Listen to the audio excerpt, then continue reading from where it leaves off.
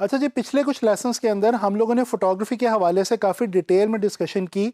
हम लोगों ने ये देखा कि फ़ोटोग्राफ़ी ग्राफ़िक डिज़ाइन में कितना इम्पोर्टेंट रोल प्ले करती है और इमेजेस और फ़ोटोग्राफ्स कितने ज़्यादा इम्पोर्टेंट होते हैं हमारा मैसेज कन्वे करने के लिए ग्राफ़िक डिज़ाइन के अंदर।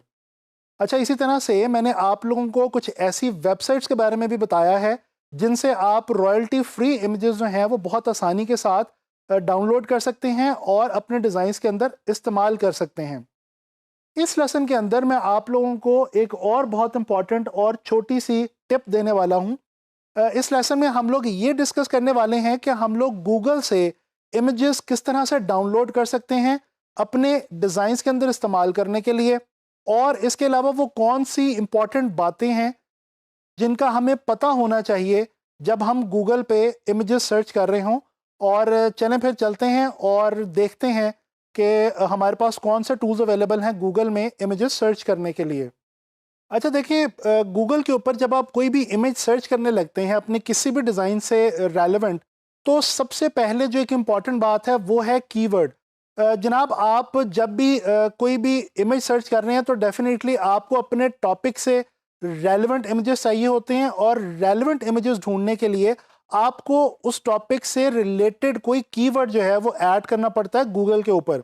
मिसाल के तौर पे अगर आप कोई ऐसा पोस्टर या ब्रोशर डिज़ाइन कर रहे हैं जो टूरिज्म से रिलेटेड है और आपको लैंडस्केप के इमेजेस चाहिए, तो डेफिनेटली आप क्या लिखेंगे, आप गूगल के ऊपर जाके टाइप करेंगे लैंडस्केप, और उसके बाद आप इमेजेस वाला ये जो टैब है इसको आप क्लिक कर देंगे।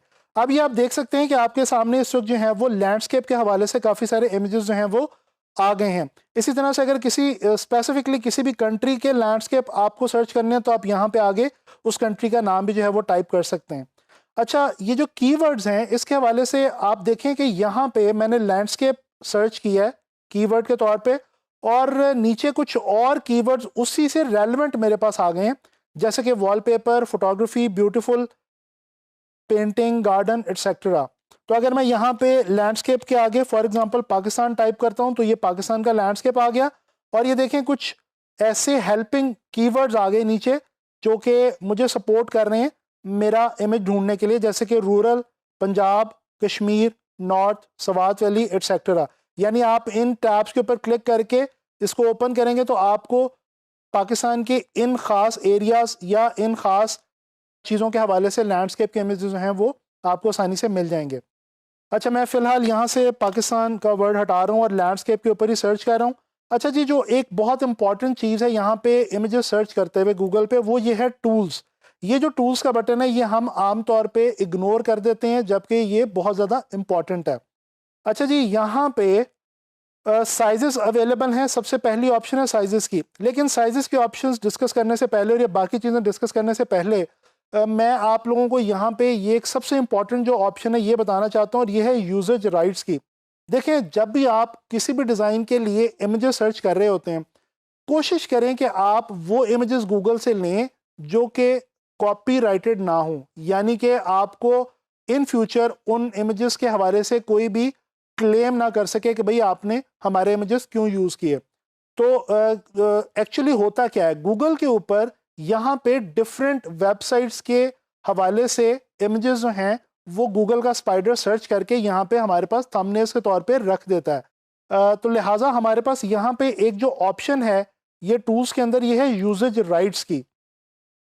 अच्छा, इसके ऊपर अगर आप क्लिक करें तो देखें दो मेन कैटेगरीज हैं और यूजेज राइट्स के हवाले से। जो सबसे ऊपर है ये है कमर्शियल यूज़ के लिए, और नीचे है नॉन कमर्शियल।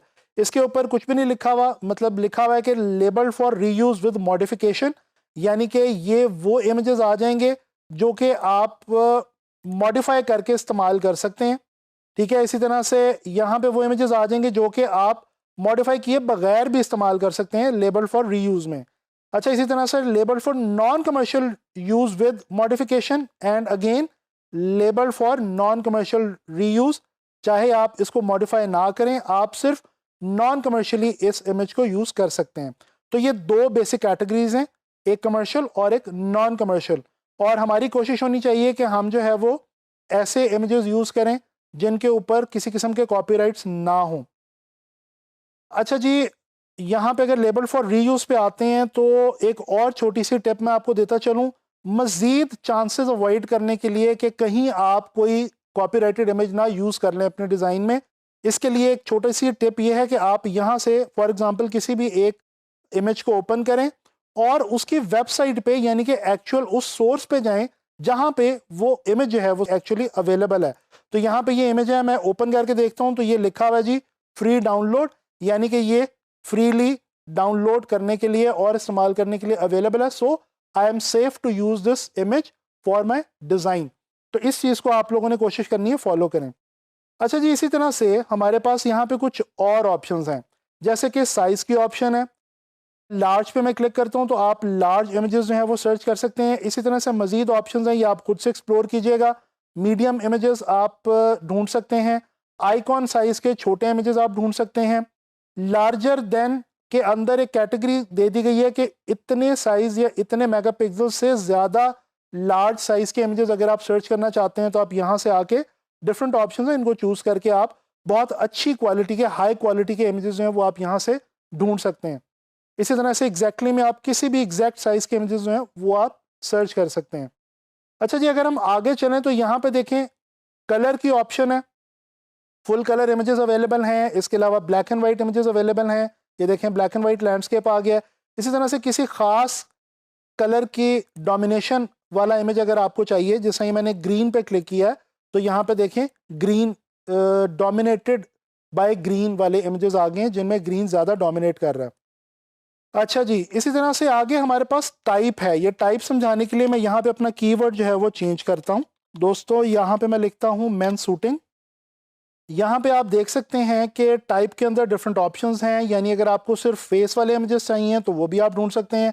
फोटो वाले इमेजेस, क्लिप आर्ट यानी कि जिस तरह आपको कार्टून कैरेक्टर वगैरह ढूंढना चाह रहे हो या कोई ऐसी चीज़ जो कि आपको क्लिप आर्ट के तौर पे चाहिए तो वो आप यहाँ से सर्च कर सकते हैं।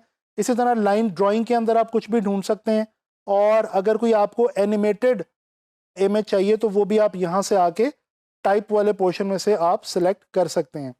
इसके अलावा जी टाइम की एक ऑप्शन है, यानी कि आपके सामने है कि जी अगर पास्ट 24 आवर्स में जो अपडेट हुए हैं इमेजेस गूगल पे आपके कीवर्ड के हवाले से, वो आपके पास आ जाएंगे। इसी तरह पिछले एक वीक, पिछले एक मंथ या पिछले एक साल में आपके कीवर्ड के हवाले से जो इमेजेस अपलोड हुए हैं वो आ जाएंगे।